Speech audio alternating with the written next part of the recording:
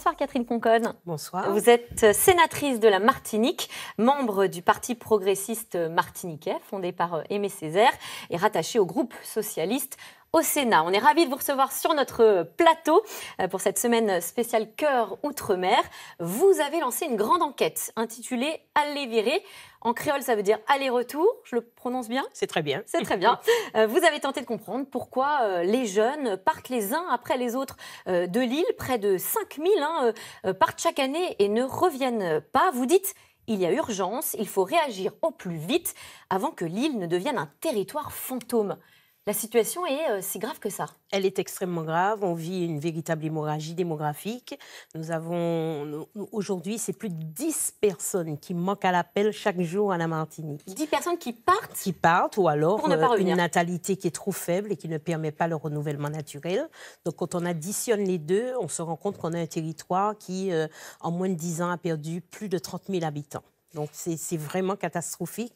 Le phénomène accélère et on va se retrouver bientôt, comme vous l'avez si bien dit, dans un territoire désert. Qui sont les profils principalement touchés ? Qui sont ceux qui partent en premier ?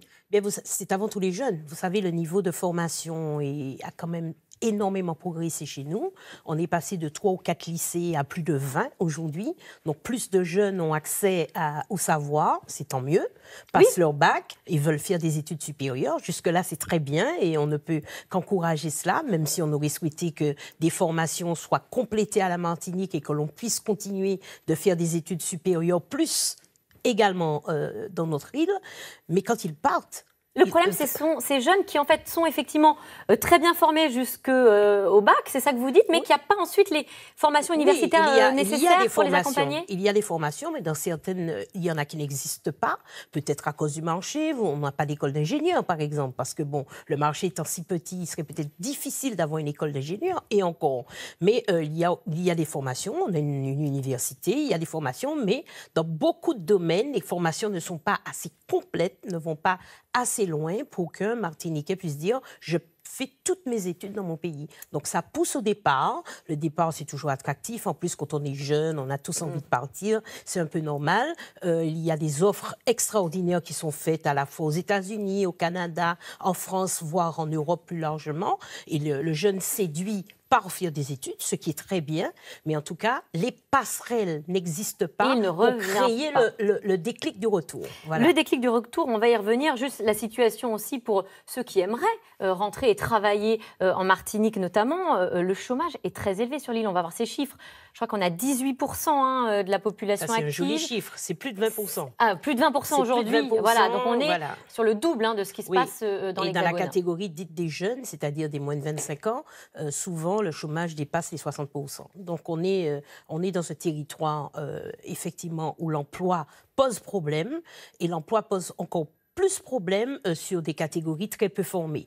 Aujourd'hui, 85% des personnes qui sont dans les colonnes du Pôle emploi sont des personnes peu ou pas formées ou qui ont des niveaux de qualification relativement bas. Quelle est la responsabilité du gouvernement français dans le dépeuplement dont on parle des territoires d'outre-mer ?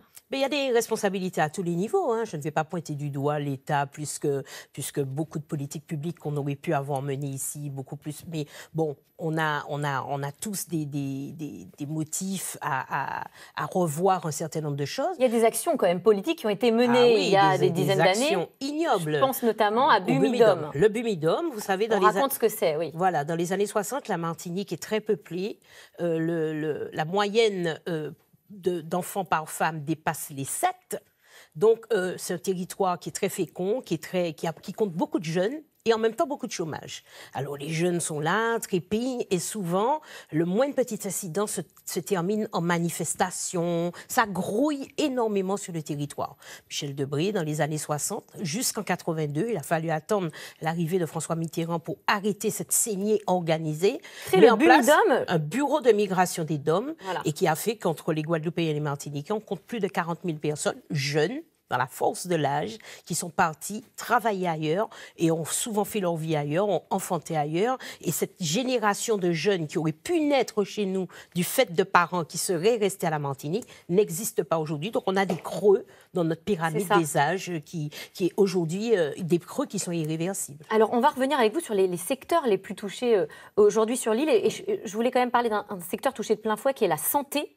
On entend beaucoup parler des déserts médicaux. Est-ce que la situation est critique pour vous? Oui, c'est le cas. La Martinique souffre de désert médical. Dans beaucoup de communes, nous avons 34 communes. Dans beaucoup de communes, il y a parfois 0 médecin ou un médecin pour une population en plus qui est vieillissante. En plus de se raréfier, en plus, elle est vieillissante. Donc, on a des besoins en matière médicale et il a fallu dernièrement contraindre le gouvernement à accepter que nous ayons un amendement porté à la loi santé qui vient d'être voté, voire accepté, puisque nous avons une commission mixte paritaire qui a fait le point entre... Alors, quelle est cette mesure? Cette mesure permet que des médecins hors Union européenne puissent venir travailler à la Martinique et on avait en particulier un besoin qui pourrait être comblé par des médecins cubains. Cuba a énormément de jeunes formés, des médecins très bien formés. Cuba, c'est à côté de nous, on a un peu la même culture, la même manière de vivre et c'est beaucoup plus facile pour un Cubain de venir travailler à la Martinique qu'un Roumain ou voilà. Oui, alors comment vont être sélectionnés justement les médecins? Je pose la question parce que l'Union des médecins libéraux en Martinique est plutôt vent debout contre cette mesure. Mais ça ne concerne pas les médecins libéraux. Ils pensent que c'est une hérésie et que ça ne va pas régler le problème à long terme. C'est une très mauvaise analyse. J'en ai déjà discuté d'ailleurs avec Madame la Présidente, qui est par ailleurs mon médecin, donc on a une relation très amicale. Non, il faut absolument combler le vide aujourd'hui.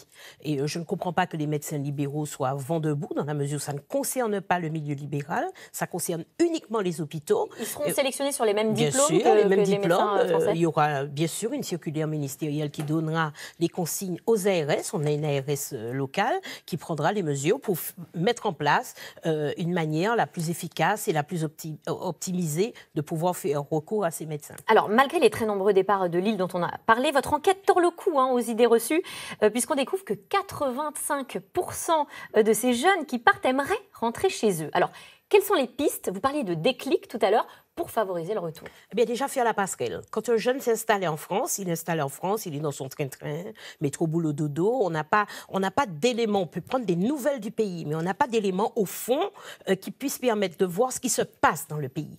Quelle nouvelle technologie? Eh bien, on fait la passerelle, par exemple. On a un événement que nous organisons maintenant ça va être la 2e édition, le 16 juillet prochain, où nous profitons du fait que beaucoup de jeunes rentrent pour les vacances en juillet, août pour revoir leur famille, passent un moment à la Martinique, et on les fait venir dans une manifestation où on les met face à face avec des employeurs. Une sorte de job dating. Entre autres. Alors, il y a une partie job dating, mais il y a aussi une conférence qui, pareil, va tordre le cou à un certain nombre d'idées reçues, parce qu'on se rend compte aujourd'hui que 85% des jeunes sont tout à fait prêts à rentrer chez eux. On a une très belle enquête qui a eu un succès phénoménal, qui a dépassé nos attentes en termes de retour et qui nous permet d'avoir un échantillon extrêmement fiable quant aux réponses que nous portons. Et puis, en même temps, alors, l'autre innovation que nous porterons d'ici le 1er décembre, la plateforme sera en place d'ici le 1er décembre, c'est une plateforme numérique dédiée au retour, qui ne sera pas perdue dans le tout venant, des cabinets de recrutement, des choses qui se font déjà, mais elle sera dédiée aux jeunes qui, un jour, se disent « je rentre chez moi demain ».